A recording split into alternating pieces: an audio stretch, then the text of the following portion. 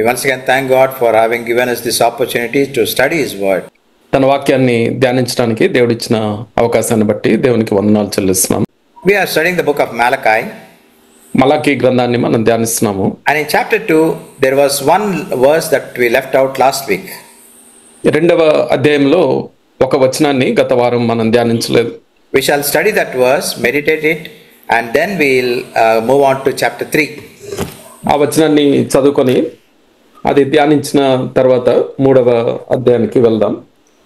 In verse 17, chapter 2, it says, we read, "You have wearied the Lord with your words, yet you say, how have we wearied him?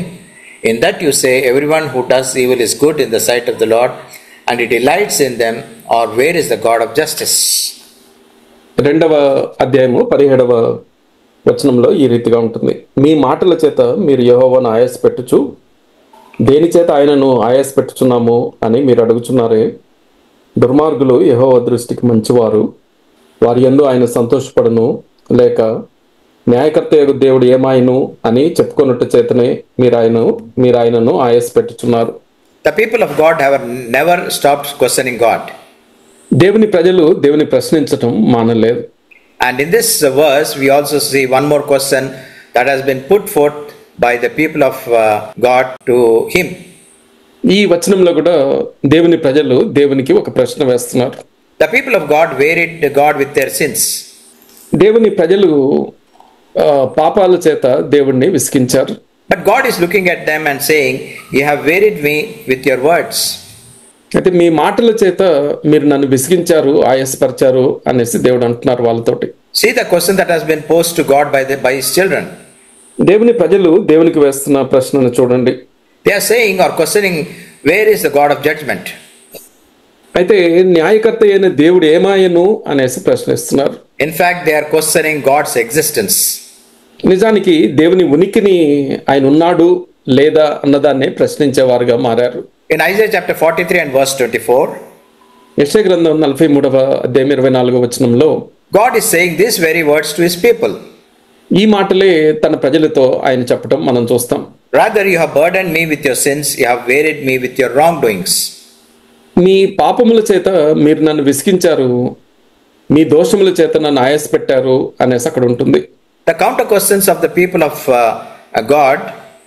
అయితే దీనికి బదులుగా దేవుని ప్రజలు దేవుని ప్రశ్నిస్తున్న ప్రశ్నలు మనం చూస్తే, They are saying to God, why are you not blessing us? అయితే మీరు దేవా నీవు మమ్మల్ని ఎందుకు ఆశీర్వదించట్లేదు అనేసి అడుగుతున్నారు. The people are saying or questioning, why are you silent? అయితే నీవు మౌనంగా ఎందుకున్నావు అనేసి దేవుని ప్రశ్నిస్తున్నారు. Rather than introspecting their lives, they are letting go a barrage of questions against God. అయితే వారు తమ జీవితాలని పరీక్షించుకోవాల్సింది బదులు ప్రశ్నల వెంబడి ప్రశ్నలు దేవుణ్ణి వేసి విసిగించేవారుగా ఉంటున్నారు. Dear friends, is it not a time to reflect on our life also?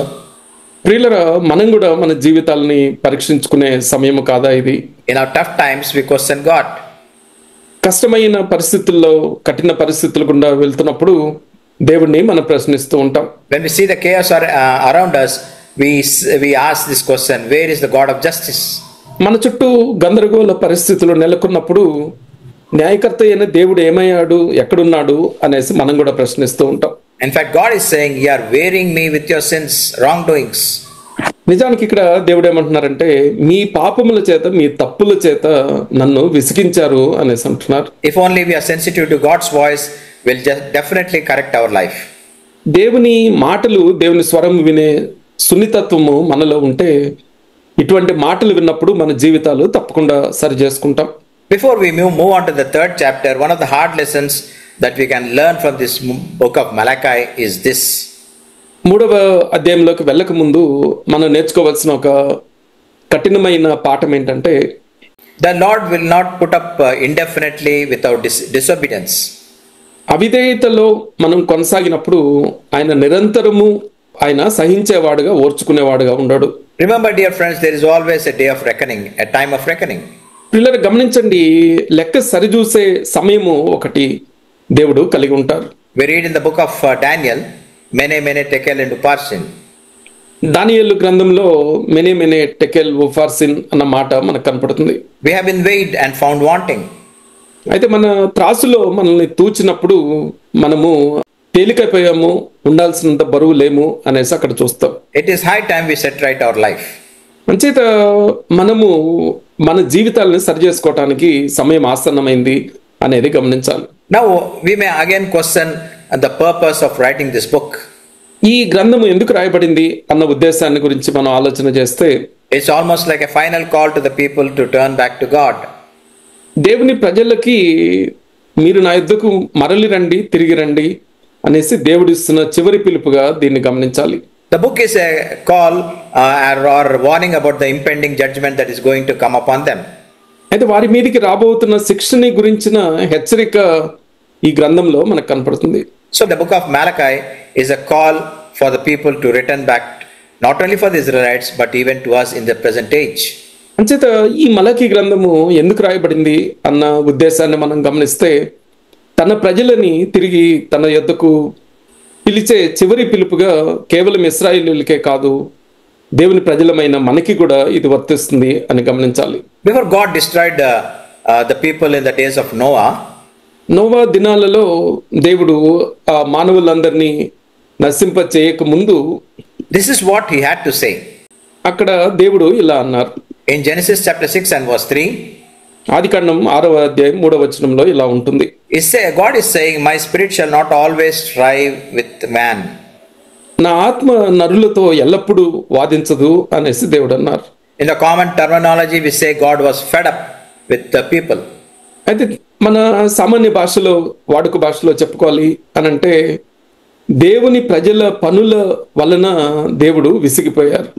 People continue to rebel against God, resisting God's truth. అంచేత ప్రజలని మనం గమనించినట్లయితే సత్యాన్ని వ్యతిరేకిస్తూ, ఎదిరిస్తూ దేవుని మీద తిరుగుబాటు చేయటంలో వారు ఏమాత్రము వెనకకు తగ్గకుండా అదే కొనసాగించడం మనకు కనపడుతుంది. Now as we have read and meditated, these people are arguing with God. అంటే మనము ధ్యానించిన రీతిగా వీళ్ళు దేవునితోనే వాదానికి దిగారు.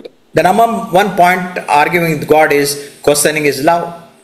దేవుని ప్రేమ విషయంలో దేవునితో వాదానికి దిగారు. Then they were questioning God's name. రెండవది దేవుని నామము యొక్క ఘనత విషయంలో వారు దేవునితో వాదానికి దిగారు. Then they were questioning God's teaching on marriage and divorce. అలానే వివాహము విషయంలో, అలానే విడాకుల విషయంలో దేవుడు నేర్పించిన బోధ విషయంలో వారు దేవునితో వాదమాడారు. Now they were questioning three more other things. అయితే ఇక్కడ మనం గమనించినట్లయితే మరో 3 విషయాలలో వారు దేవునితో వాదిస్తున్నారు. They are questioning the justice of God. దేవుని యొక్క న్యాయాన్ని ప్రశ్నిస్తున్నారు. They are questioning their giving to God. అలానే దేవునికి ఇచ్చే విషయంలో దేవునితో వాదమాడుతున్నారు. And they are questioning God about their serving him. దేవుని సేవించే విషయంలో కూడా దేవుని మీద వాదానికి దిగినట్లుగా కనపడుతుంది. My dear friends, remember this very great principle of our Christian life. ప్రియులారా, క్రైస్తవ జీవితంలో ఈ ప్రాముఖ్యమైన సూత్రాన్ని గమనించండి. People who argue with God cannot receive blessings from him. దేవునితో వాదించేవారు దేవుని నుండి ఎలాంటి ఆశీర్వాదాలు పొందలేరు. Only when questioning stops, the word penetrates our heart. ప్రశ్నించటం ఆగినప్పుడే ఆ వాక్యము మన హృదయాలలోకి దూసుకు వెళ్తుంది. Then how do we know this? ఎలా తెలుసు మనకి ఈ సంగతి? It is a case that happened with Job. యోబు విషయంలో సరిగ్గా ఇలానే జరగటం మనం గమనించవచ్చు. When Job was questioning God, he could not understand God with his limited knowledge. అయితే యోబు దేవుడిని ప్రశ్నించినంత కాలము, ప్రశ్నిస్తున్నంత సేపు తన యొక్క పరిమితమైన మెదడుతో దేవుని యొక్క జ్ఞానాన్ని అర్థం చేసుకోలేకపోయాడు. But once he realized God's graciousness, ఒకసారి దేవుని యొక్క కృపని గ్రహించిన తర్వాత he stopped talking and said, I put my hand on my mouth. ఆయన ప్రశ్నించటం, మాట్లాడటం మానేసి నా నోటి మీద నా చేతిని ఉంచుకుంటాను అనేసి అన్నాడు. To cite one more example in the Old Testament, పాత నిబంధనలో మరొక ఉదాహరణ కూడా మనం చూస్తే, we see the life of Habakkuk. హబక్కూకు యొక్క జీవితాన్ని మనం గమనించినట్లయితే We see he is questioning God in chapter 1. మొదటి అధ్యాయంలో దేవుని ప్రశ్నించటం మనకు కనపడుతుంది. But in the end, in chapter 3, he realized his mistake. ఆ గ్రంథం యొక్క చివరికి వచ్చేసరికి తన యొక్క తప్పుని తాను తెలుసుకున్నట్లుగా మనకి కనపడుతుంది. He realized that when God acts, he acts righteously. ఆయన గ్రహించిన సంగతి ఏంటంటే, దేవుడు ఏదైనా చేసినప్పుడు నీతిని అనుసరించి ఆ పనిని చేస్తాడు అని గ్రహించగలిగాడు. He realized that when God acts, it is for our good. అంత మాత్రమే కాదు, దేవుడు ఏదైనా పని చేసినప్పుడు మన మేలు నిమిత్తం ఆయన చేస్తాడు అనేది గ్రహించాడు. And finally realized that the only way we should respond is by way of rejoicing in the God of our salvation. అలానే చివరికి ఆయన గ్రహించింది ఏంటి అని అంటే, ఈ విషయాలలో దేవుని పనులకి మనం స్పందించాల్సిన విధానం ఏంటి అని అంటే, మన రక్షణకర్త అయిన దేవుని యందు మనం ఆనందించాలి అన్న విషయం. That's why the book of Habakkuk ends with these words, I will rejoice in the God of my salvation. అందుకని నా రక్షణకర్త అయిన నా దేవుని యందు నేను సంతోషించదను అన్న మాటలతో హబక్కూకు గ్రంథము ముగుస్తుంది. So this is where we end the chapter 2 of the book of Malachi. ఈ మాటలతో రెండవ అధ్యాయ ధ్యానాలు మనం ముగించుకున్నాం. Now we'll read verses 1 and 2 of chapter 3. మూడవ అధ్యాయము మొదటి 2 వచనాలు చదువుకుందాం. The heading in my English Bible, it says, for this chapter it says, or the title, The Purifier. అయితే ఈ అధ్యాయానికి ఇంగ్లీష్ బైబిల్లో పెట్టిన పేరేంటి అని అంటే, నిర్మలము చేసేవాడు లేదా శుద్ధి చేసేవాడు అనేసి. So I'll ask my brother to read the first 2 verses. 2 వచనాలు సహోదరుడు చదవాల్సిందిగా కోరుతున్నాను. ఇదిగో నాకు ముందుగా మార్గం సిద్ధపరచుటకై నేను నా దూతను పంపుచున్నాను. మీరు వెదకుచున్న ప్రభువు అనగా మీరు కోరు నిబంధన దూత తన ఆలయమునకు హఠాత్తుగా వచ్చును. ఇదిగో ఆయన వచ్చుచున్నాడని సైన్యములకు అధిపతి యెహోవా సెలవిచ్చుచున్నాడు. అయితే ఆయన వచ్చు దినమును ఎవరు సహింపగలరు? ఆయన అగుపడగా ఎవరు ఓరవగలరు? ఆయన కంసాలి అగ్ని వంటివాడు, చాకలివాని సబ్బు వంటివాడు. So if you read these 2 verses, ఈ 2 వచనాలు మనం చదివినట్లయితే God is saying 2 things. ఇక్కడ 2 సంగతులు దేవుడు చెప్తున్నారు. One is Duta and Nibandhana Duta. అక్కడ ఈ మాటలో దూత అన్న మాట ఒకటి కనపడుతుంది, నిబంధన దూత అన్న మాట మరొకటి కనపడుతుంది. So there is a messenger, and the second there is a covenant messenger. దూత అన్న పదం ఉంటుంది, రెండవది నిబంధన దూత అన్న పదం ఉంటుంది. So what this verse seems to be saying or implying that there are 2 messengers that are shown in these verses. అయితే ఈ మాటలు మనకేం తెలియజేస్తున్నాయి, ఈ పదాలు ఏం తెలియజేస్తున్నాయి అని అంటే, ఈ 2 వచనాలలో 2 వేరువేరు దూతలు ఉంటున్నారు. And this verse 1 and 2 is a prophecy. అంత మాత్రమే కాదు, ఈ మొదటి 2 వచనాలు ఒక ప్రవచనముగా ఉంటుంది. We see this prophecy fulfilled in the New Testament. ఈ ప్రవచనము క్రొత్త నిబంధనలో నెరవేర్చబడటం మనం చూస్తాం. Listen carefully, my dear friends. There are 2 messengers that have been depicted in this 2 verses. ప్రియులారా, ఈ 2 వచనాలు 2 వేరువేరు దూతలను చిత్రీకరిస్తున్నాయి.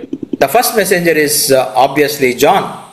అయితే మొదటి దూత మనకి స్పష్టంగా అర్థమయ్యేది ఏంటంటే, యోహాను అనే దూత. Or more clearly, John the Baptist, who is a messenger preparing the way for Jesus. ఇంకా స్పష్టంగా చెప్పాలి అని అంటే, ఆయన యేసుకు మార్గాన్ని సిద్ధం చేసిన బాప్తిస్మిచ్చే యోహాను. And who is the second messenger, covenant messenger? రెండవ దూత, నిబంధన దూత ఎవరు? It is none other than our Lord Jesus Christ. అది ఎవరో కాదు, ప్రభువైన యేసుక్రీస్తే. So he prepares the way for God. ఆయన దేవునికి మార్గాన్ని సిద్ధం చేసేవాడుగా ఉంటున్నాడు. Hope you have learned these 2 differences. ఇందులో ఉన్న వ్యత్యాసం మీకు అర్థమైంది అనుకుంటాను.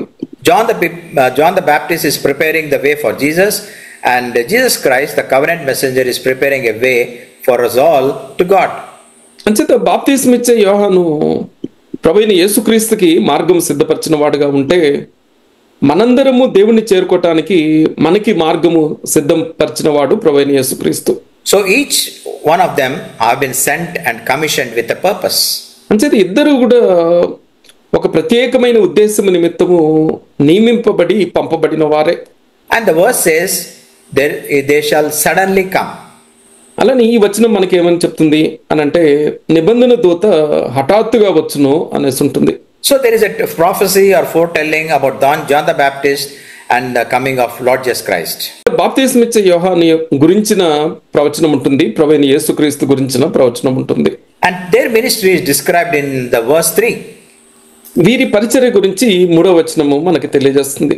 It says, he will sit as a smelter and purifier of silver, and he will purify the sons of Levi and refine them like gold and silver, so that they may present to the Lord offerings in righteousness. మూడవ వచనము ఈ రీతిగా ఉంటుంది. వెండిని శోధించి నిర్మలము చేయవాడైనట్లు కూర్చొని ఉండును.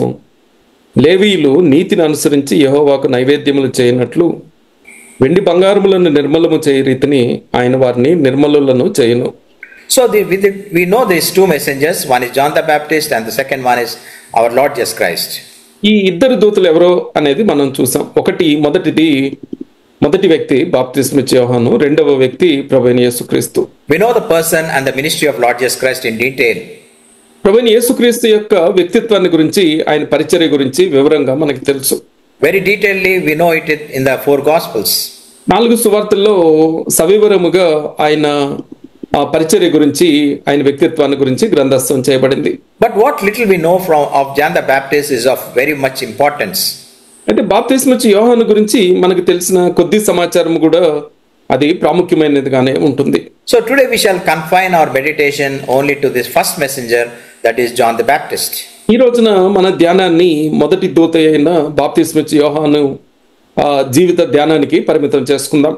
Who is this person, John the Baptist? ఈ బాప్తిస్మిచ్చే యోహాను ఎవరు అనేసి మనం ఆలోచన చేస్తే, what is the work that he has done by John the Baptist? ఈ యోహాను చేసిన పని ఏంటి, ఆయన నెరవేర్చిన పరిచర్య ఏంటి అని మనం ఆలోచన చేస్తే, by the way, John means God is gracious. యోహాను అన్న మాటకి దేవుడు కృపామయుడు, కృప కలిగిన వాడు అని అర్థం వస్తుంది. So dear friends, let's dwell a little bit into John's life. పిల్లల యోహాను యొక్క జీవితాన్ని క్లుప్తంగా మనం ధ్యానించుకుందాం. Maybe we learn some precious lessons from his life. తద్వారా కొన్ని అమూల్య పాఠాలు మనం ఆయన జీవితం ద్వారా నేర్చుకుందాం. Number 1, he was the last of the Old Testament prophets. ఈయన గురించిన మొదటి సంగతి ఏంటంటే, బాప్తిస్మిచ్చే యోహాను పాత నిబంధన ప్రవక్తలలో చివరివాడు. He may have been connecting the old and the new. నూతన పాత నిబంధనల్ని కలిపిన వాడుగా, అనుసంధానం చేసిన వాడుగా ఈయన ఉంటున్నాడు. So we can also think in another way, he is the bridge between the Old Testament and the New Testament.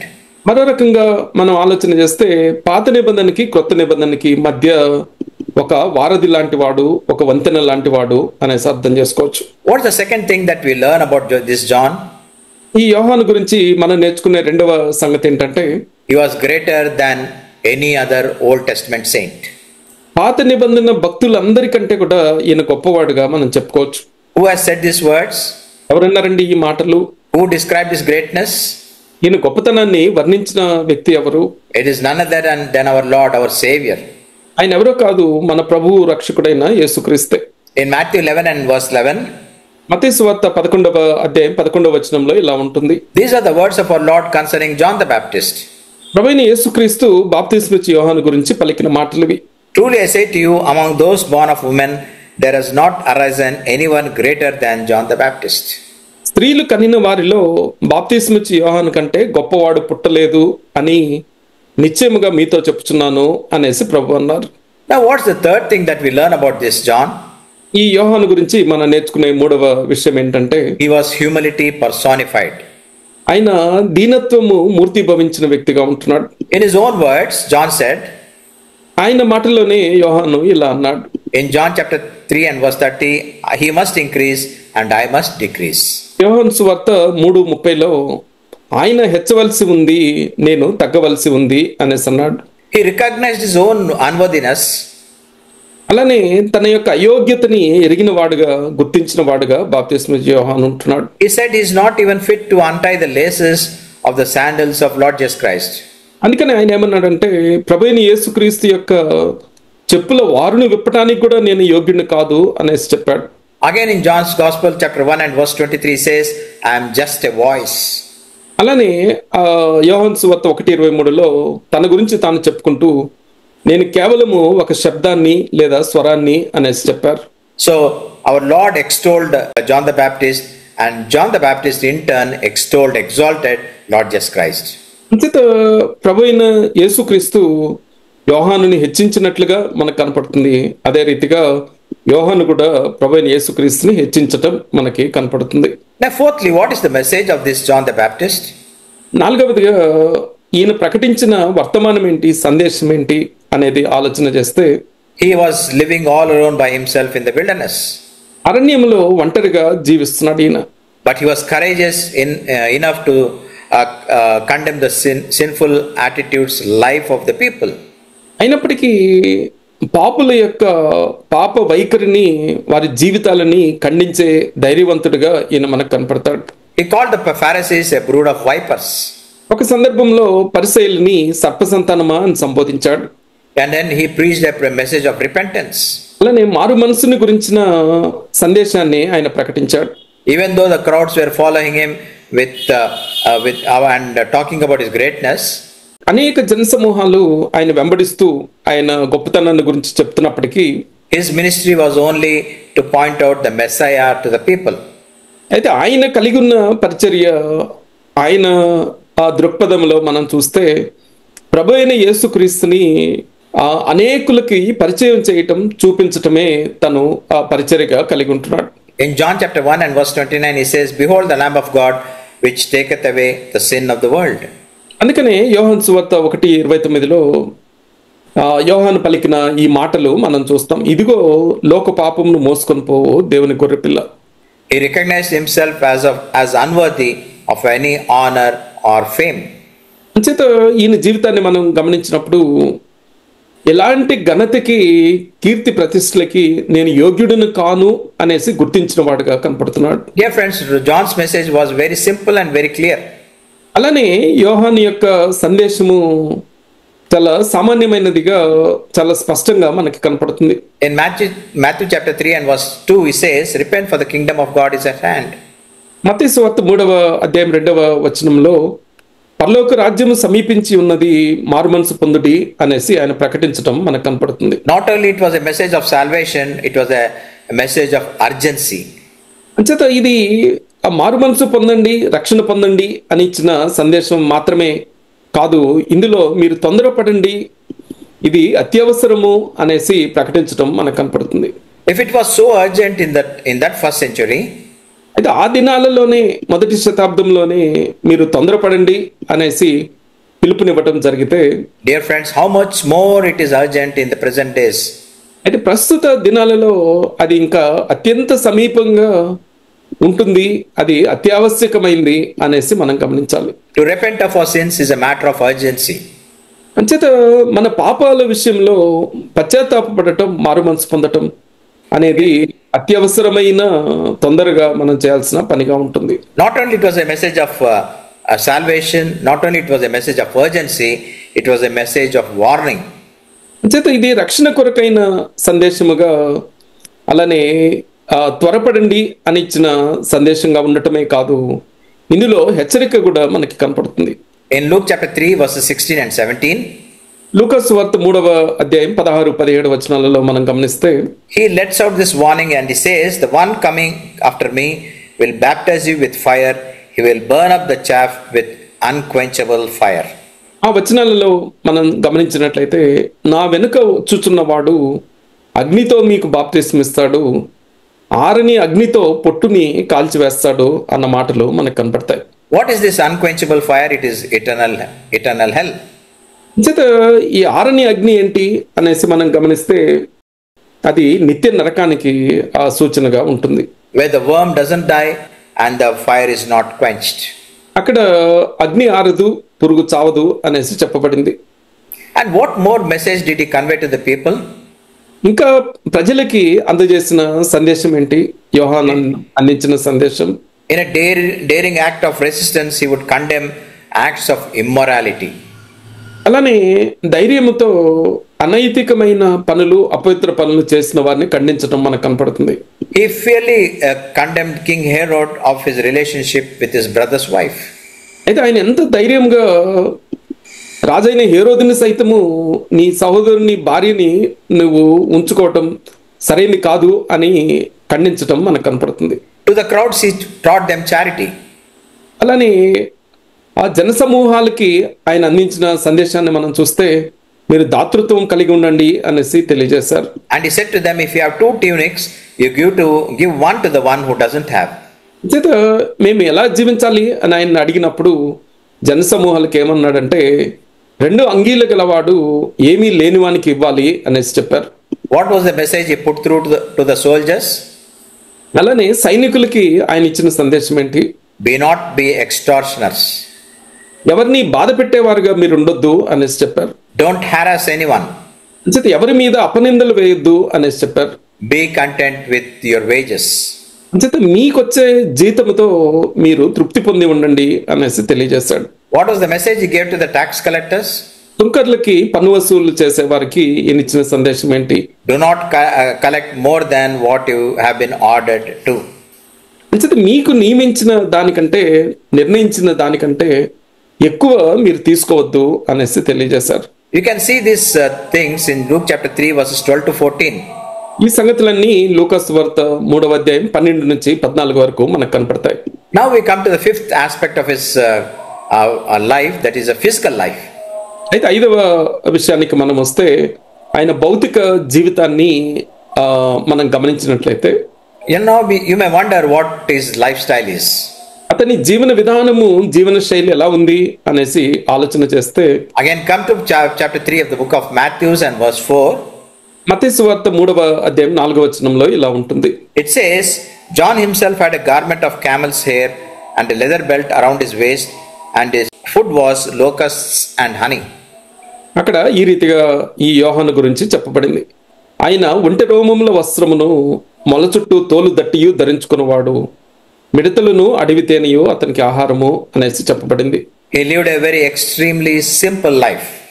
అంచేత అత్యంత సాధారణమైన జీవితం అతను జీవించాడు. No permanent home. శాశ్వత నివాసం ఏమీ లేదు ఆయనకి. No luxurious food. అలానే విలాసవంతమైన భోజనము ఆయనకి లేదు. No expensive clothes. వెలగల దుస్తులు ఏమీ ఆయన ధరించలేదు. All in all, nothing to feel proud about.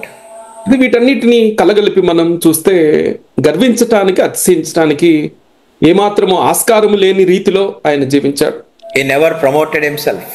అంత మాత్రమే కాదు, తనని తాను హెచ్చించుకున్నట్లుగా, తనని తాను ఎక్కువ చేసి చెప్పుకున్నట్లుగా మనకి కనపడదు. Can we not draw some lessons and imbibe these lessons in our life? ఈయన జీవితం నుంచి కొన్ని పాఠాలు మనం నేర్చుకుంటే బాగుండు అని మనకు అనిపించట్లేదా? If John were alive today, he would be saying, live a life of simplicity. ఒకవేళ యోహాను ఈ దినాలలో మనం జీవిస్తున్నట్లయితే ఎలా జీవించాలి అని మనం అడిగితే సాధారణమైన జీవితం జీవించండి అనేసి చెప్తారు. And the second thing he would say to us is, extol your Savior, Lord Jesus Christ. రెండవది, మీ రక్షకుడైన ప్రభువైన యేసుక్రీస్తుని హెచ్చిస్తూ గణపరుస్తూ మీరు జీవించండి అని మనకు సందేశం ఇస్తారు. My dear friends, compare John with the present crop of preachers. ప్రియులారా, ఈ బాప్తిస్మిచ్చే యోహాన్ని ప్రస్తుతం మనకి కనపడుతున్న బోధకులతో సరిపోల్చి మనం చూసుకున్నట్లయితే, and you have to judge for yourself. మీకు మీరే నిర్ణయించుకోవాలి. One thing is very clear, we don't need things to make us happy. అయితే ఒక సంగతి మనం గమనించాల్సింది ఏంటంటే, మనము సంతోషంగా ఉండటానికి అనేకమైన వస్తువుల అవసరత లేదు. All that we need is a strong bond, strong relationship with our Savior. మనకి కావాల్సిందల్లా మన రక్షకుడైన ప్రభువైన యేసుక్రీస్తుతో బలమైన సంబంధం మాత్రమే. John was just happy to pave the way for the King of Kings to enter into this world. రాజుల రాజు ప్రభువైన యేసుక్రీస్తు ఈ లోకంలో ప్రవేశించడానికి తాను మార్గాన్ని సుగమం చేస్తే చాలు, అదే నాకు సంతోషం అనుకుంటూ ఈ యోహాను జీవించాడు. Whatever lessons that we learn from John's life is actually the lessons we learn from the book of Malachi. బాప్తిస్మిచ్చే యోహాను జీవితంలో నుంచి ఏ పాఠాలు అయితే నేర్చుకుంటున్నామో మలాకి గ్రంథము మనకు అదే పాఠాలు నేర్పిస్తుంది. Because in the first 2 chapters of the book of Malachi, we have learned that we should give God due honor unto him. మొదటి 2 అధ్యాయాలలో దేవునికి ఇవ్వాల్సిన ఘనతని మనం ఆయనకి ఇవ్వాలి అనేసి నేర్చుకున్నాం. He is worthy of glory. God is worthy of our glory and honor. దేవుడు మహిమకి, ఘనతకి పాత్రుడు అనేసి మనం నేర్చుకోవచ్చు. Our offerings and our life should reflect that attitude, that humble attitude. మన అర్పణలైన, మన జీవితమైన దీనత్వము కలిగిన ఆ వైఖరిని ప్రతిబింబించేవిగా ఉండాలి. John lived out these teachings. ఈ బోధలను అనుసరించి యోహాను జీవించిన వాడుగా మనం నేర్చుకోవచ్చు. His life is a shining example to God's children of every age. ఈ బాప్తిస్మిచ్చే యోహాను యొక్క జీవితము ప్రతి తరములో ఉన్న దేవుని బిడ్డలకి ఒక ప్రకాశవంతమైన మాదిరిగా కనపడుతుంది. What is the sixth lesson that we learn from John the Baptist? బాప్తిస్మిచ్చి యోహాను నుంచి మనం నేర్చుకోవాల్సిన 6వ పాఠం ఏంటంటే, We know he was born in a priestly family, ఒక యాజక కుటుంబంలో జన్మించాడు. but he lived like a prophet. అయినప్పటికీ ఒక ప్రవక్త వలె ఆయన జీవించటం మనకు కనపడుతుంది. He died a martyr's death. అలానే ఒక హతసాక్షిగా తను మరణించినట్లుగా మనం చూడొచ్చు. And he fulfilled the ministry that he was called to do. అది మాత్రమే కాదు, తను ఏ పరిచర్య నిమిత్తం అయితే పిలువబడ్డాడో పంపబడ్డాడో దాన్ని నెరవేర్చిన వాడుగా ఉంటున్నాడు. It was an untimely death for John the Baptist. అలానే యోహాను యొక్క మరణము అకాల మరణము అనేసి మనం చెప్పుకోవచ్చు. Why did I say untimely? ఎందుకు ఇది అకాల మరణం అని పిలుస్తున్నాను అంటే, because Jesus and John the Baptist were contemporaries. ఎందుచేతనంటే బాప్తిస్మిచ్చి యోహాను ప్రభువైన యేసుక్రీస్తు సమకాలీనులుగా ఉంటున్నారు. Maybe a 6 months difference between them. బహుశా వీళ్ళ మధ్యలో ఒక 6 నెలల వ్యత్యాసమే ఉంటుంది. And probably John was about 31 to 32 years when he was beheaded. ఆయన శిరఛేదనం చేయబడినప్పుడు సుమారు 31-32 సంవత్సరాల వయసులో ఆయన ఉంటాడు. In a short time he succeeded in doing the ministry that he was called to do. తను ఏ పరిచర్య నిమిత్తము పిలువబడ్డాడో దాన్ని చాలా త్వరితగతిలో తక్కువ కాలంలో ముగించేసి తన జీవితాన్ని ముగించిన వాడుగా తను ఉంటున్నాడు. Now, having studied John's life, యోహాను యొక్క జీవితాన్ని ధ్యానించిన మనం, now there are some serious questions that we have to put to not to God but to ourselves. దేవుణ్ణి ప్రశ్నించడం ఆపేసి మనకు మనం వేసుకోవాల్సిన కొన్ని గంభీరమైన ప్రశ్నలు ఉంటున్నాయి. Number one question. మొదటి ప్రశ్న ఏంటంటే, are you pointing people to Christ or to yourself? ప్రజలని దేవుని వైపు మీరు నడిపిస్తున్నారా, లేకపోతే ప్రజలకి దేవుణ్ణి మీరు చూపిస్తున్నారా, లేకపోతే మీ వైపు మీరు ఆకర్షించుకుంటూ మిమ్మల్ని మీరు చూపించుకుంటున్నారా? Are you projecting yourselves in the limelight or are you projecting Christ?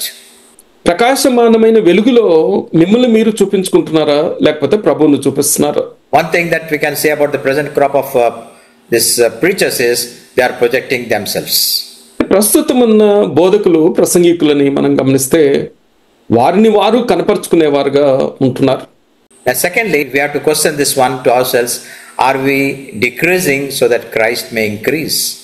రెండవది, క్రీస్తు హెచ్చించబడే నిమిత్తము మనల్ని మనం తగ్గించుకునే వారంగా ఉంటున్నామా అన్నది రెండవ ప్రశ్న. And thirdly, one of the questions that you should put to yourself is, what is the ministry that God has given to us, given to me? మూడవది, మనకు మనం వేసుకోవాల్సిన ప్రశ్న ఏంటంటే, దేవుడు నాకు ఇచ్చిన పరిచర్య ఏంటి? Is it preaching, teaching, active witnessing? అది బోధించటమా, నేర్పించటమా, లేకపోతే ఒక సాక్షిగా జీవించటమా? Whatever field God has called you to serve, in what field God has called you to serve? అయితే ఏ క్షేత్రంలో ఏ పని నిమిత్తము ఏ పాత్రను పోషించడానికి దేవుడు మిమ్మల్ని పిలిచాడు అనేది గమనించాలి. Are you humble and faithful, expecting nothing in return? దేవుడి నుంచి తిరిగి ఏమీ ఆశించకుండా దీనుడిగా నమ్మకత్వం కలిగిన వాడుగా నీవు ఉంటున్నావా? John exemplified this statement. ఈ మాటలని ప్రత్యక్షంగా జీవించి చూపించిన వ్యక్తిగా యోహాను మనకి కనపడతాడు. One man of God said like this: ఒక దేవుని దాసుడు ఇలా అన్నారు, in Christian life there is nothing to earn but everything to learn. ఆయన ఏమన్నారంటే, క్రైస్తవ జీవితంలో సంపాదించుకోవటానికి ఏమీ లేదు, కానీ నేర్చుకోవటానికి చాలా ఉంది అనేసి అన్నారు. We are all students learning. మనమంతా నేర్చుకుంటున్న విద్యార్థులం మాత్రమే. And secondly, we are all God's stewards, dispensing God's love to the people around us. రెండవది, దేవుని ప్రేమని పంచిపెడుతున్న గృహ నిర్వాహకులుగా మనము ఉంటున్నాం. Remember, we are all a people with a commission, just like John. పిల్లలు గమనించండి, మనము కూడా యోహాను వలె ఒక ప్రత్యేకమైన పని నిమిత్తము నియమించబడిన పంపబడిన వ్యక్తులుగా ఉంటున్నాం. Now the fourth question that we should put to ourselves. మనం వేసుకోవాల్సిన 4వ ప్రశ్న ఈ రీతిగా ఉంటుంది: Are we living in expectation and readiness for the return of our Lord? ఆ ప్రశ్న ఏంటి అని అంటే, ప్రభు అయిన యేసుక్రీస్తు యొక్క రాకడ కొరకు అపేక్షిస్తూ ఎదురు చూస్తూ సిద్ధపడిన వారంగా మనం ఉంటున్నామా? Malachi said this prophecy that a messenger, covenant messenger, will be going to come. మలాకి ప్రవచనంలో నిబంధన దూత హఠాత్తుగా వస్తాడు అన్న ప్రవచనం ఉంటుంది. So the people of Israel waited for his first coming into this world. అంచేత ఇశ్రాయేలు ప్రజలు ప్రభువైన యేసుక్రీస్తు యొక్క మొదటి రాకడ కొరకు ఎదురు చూస్తూ జీవించారు. Now, what is our ambition? What is our zeal? అదే మన ఆశయము, మన ఆసక్తి ఏమై ఉంటున్నాయి? We should expect the return of our Lord the second time, and we should be prepared for it. ప్రభువైన యేసుక్రీస్తు యొక్క రెండవ రాకడ కొరకు ఎదురు చూసే వారంగా ఉండాలి, సిద్ధపడిన వారమై మనం ఉండాలి. And comes the fifth question. ఐదవ ప్రశ్న చూద్దాం. Are we still rejecting God's admonitions at will? ఇది దేవుని హెచ్చరికలని కావాలని మనము తిరస్కరించే వారంగా, నిరాకరించే వారంగా ఉంటున్నామా? Are we living a life for God? దేవుని కొరకు జీవించే వారంగానే మనం ఉంటున్నామా? Or are we still living in sin? లేకపోతే ఇంకా పాపంలోనే జీవిస్తున్నామా? If you are living in sin, we need to repent. ఇంకా పాపంలోనే జీవించే వారంగా ఉంటే మారు మనసు పొందాల్సిన అవసరం ఉంటుంది. We should expect a real change in our life. అంచేత నిజమైన మార్పుని మన జీవితాలలో అనుభవించే వారమై ఉండాలి. And the final application is character is more important than anything in our life. చివరి అన్వయింపు మాట ఏంటంటే మన జీవితంలో మన వ్యక్తిత్వము, మన సుగుణాలు అన్నిటికంటే ప్రాముఖ్యమైనవి. Our life revolves around our faith in God. అంత మాత్రమే కాదు, మన జీవితము దేవుని యందు విశ్వాసము చుట్టూ తిరిగేదిగా ఉంటుంది. What is faith? విశ్వాసం అంటే ఏంటి? We know the definition is found in Hebrews chapter 11 and verse 1. Hebrew 11:1 విశ్వాసం యొక్క నిర్వచనము మనకు కనపడుతుంది. In one book I read like this.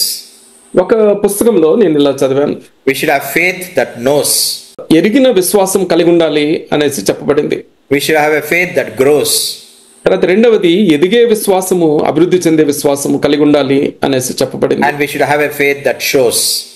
తర్వాత మూడవది కనబరిచే విశ్వాసము, కనబడే విశ్వాసము కలిగి ఉండాలి. The brief explanation about this. What is the faith that knows? ఎరిగిన విశ్వాసము, ఎరిగే విశ్వాసం అంటే ఏంటి? This is the initial faith when we placed our trust in our Savior. మన రక్షకుని యందు ప్రారంభంలో మనం ఉంచిన విశ్వాసం ఇది. By grace through faith we have been saved. That's what the word of God says. అంటే దేవుని వాక్యము చెప్పినట్లు విశ్వాసము ద్వారా కృపచేత మనము రక్షించబడ్డాం. Secondly, there is a faith that grows. తర్వాత రెండవది ఎదిగే విశ్వాసము, అభివృద్ధి చెందే విశ్వాసము అంటే ఏంటి? When we mature on a daily basis. అనుదిన జీవితంలో మనము పరిణతి సాధించే వారంగా ఉండాలి. We sanctify ourselves daily. అంచేత అనుదినము మనల్ని పవిత్రపరచుకునే వారంగా ఉండాలి. Till the very end of our life. మన జీవితాలు ముగిసే వరకు ఆ పరిశుద్ధపరచబడే ప్రక్రియలో అనుదినము మనము పాల్గొనే వారంగా ఉండాలి. And thirdly, there is a faith that shows. తర్వాత మూడవది కనపరిచే విశ్వాసం ఏంటి? People should see our faith. ప్రజలకి మన విశ్వాసం కనపడాలి. We should reflect the characteristics of our Lord Jesus Christ to the outside world. అది ఎలా సాధ్యపడుతుంది అని అంటే ప్రభువైన యేసుక్రీస్తు యొక్క సుగుణాలని, ఆయన గుణగణాలని బయటి ప్రపంచానికి మనము ప్రతిబింబించే వారంగా మన జీవితాలలో కనపడే విధంగా మనం జీవించాలి. Finally, we know God is filled with so many characteristics. అది దేవునిలో మనం అనేక లక్షణాలు చూసాం. He is a God of love, mercy, peace. ఆయన ప్రేమమయుడు, కనికర సంపన్నుడు, అలానే సమాధానకర్త అన్న మాటలు మనం ధ్యానిస్తూ ఉంటాం. He is a God of forgiveness. అలానే క్షమించటానికి సిద్ధ మనసు గల దేవుడు అనేసి కూడా పలుమార్లు నేర్చుకుని ఉంటాం. One prominent characteristics that we seldom remember. అయితే ఒక ప్రధానమైన లక్షణాన్ని, ఆ గుణాన్ని మనం మర్చిపోతూ ఉంటాం. It is laid down in Old Testament, Deuteronomy 4:24. ద్వితీయోపదేశకాండం 4:24లో ఆ లక్షణము చెప్పబడింది. For the Lord your God is a consuming fire, a jealous God. నీ దేవుడైన యెహోవా దహించు అగ్నియు, రోషము గల దేవుడై ఉన్నాడు అనేసి అక్కడ రాయబడింది. So that's a Old Testament reference. అది పాత నిబంధనలో ఉన్న ఒక వాక్య భాగం. But the same thing is repeated in the New Testament also, Hebrews 12 and verse 29. అదే మాట హెబ్రీలకు రాసిన పత్రిక 12:29లో పునరుద్ఘాటించబడింది. Our God is a consuming fire. మన దేవుడు దహించు అగ్ని అయి ఉన్నాడు అనేసి మరోసారి జ్ఞాపకం చేయబడింది. And finally, my dear friends, as his witnesses, our message should be twofold. ప్రియులారా, ఆయన సాక్షులుగా, ఆయన దూతలుగా మన సందేశము రెండింతలుగా, రెండు కోణాలలో ఉండాలి. Number one, message of peace and salvation.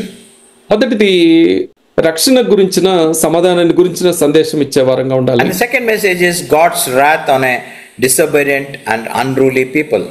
రెండవది అవిధేయులుగా అదుపు లేని వారుగా ఉన్న వారికి దేవుని ఉగ్రత గురించి హెచ్చరించే సందేశం ఇచ్చే వారంగా ఉండాలి. So this then is the message of Malachi. ఈ సమాధానాన్ని తెలియజేసేది, హెచ్చరిక చేసేది, ఆ రీతిగా పరిచర్య కలిగి ఉండటము మలాకి గ్రంథం మనకు అందిస్తున్న సారాంశం. So we have studied only about the first messenger, John the Baptist. మొదటి దూతగా పేర్కొనబడ్డ బాప్తిస్మిచ్చే యోహాను గురించి మనం నేర్చుకున్నాం. Is it not a great source of encouragement when we studied his life? ఆయన జీవితాన్ని ధ్యానించటం మనకి ఎంతో ప్రోత్సాహాన్ని ఇచ్చే ఆ జీవితంలాగా మీకు అనిపించలేదా? We have been encouraged to live such a life. అంచేత ఇటువంటి జీవితం నేను జీవించాలి అన్న ప్రోత్సాహాన్ని ఇది మనకు అందిస్తుంది. A simple life. సామాన్యమైన జీవితం జీవించాలి అని ప్రోత్సహిస్తుంది. He lived his life by example. అలానే ఒక మాదిరికరమైన జీవితం జీవించి మనకి ఒక మాదిరిగా ఉంటున్నాడు. His life lived always with an intent to exalt his savior. అంత మాత్రమే కాదు, అన్ని వేళలా తన రక్షకుడిని హెచ్చించే జీవితము కలిగి ఉండాలి అన్నదానికి ఒక మాదిరిగా ఉంటున్నాడు ఆయన. And courageous enough to spread the gospel, the message of salvation, the message of God's wrath. అలానే రక్షణ సందేశాన్ని, దేవుని ఉగ్రత గురించిన హెచ్చరిక మాటల్ని అందించిన ధైర్యంతో కూడిన దూతగా ఈయన ఉంటున్నాడు. So next time around we'll see the ministry of our Lord Jesus Christ, that is in verse 3. తర్వాత సంచికలో ప్రభువైన యేసుక్రీస్తు యొక్క పరిచర్య గురించి 3వ వచనంలో ఉన్న సంగతులు మనం ధ్యానించుకుందాం. Jesus Christ is a refiner. That's what we are told in that verse. ఈ వచనంలో ప్రభువైన యేసుక్రీస్తు శుద్ధి చేసేవాడు అనేసి చెప్పబడింది. So we shall study about his ministry next week. ఆయన పరిచర్య గురించి వచ్చే వారం మనం ధ్యానించుకుందాం.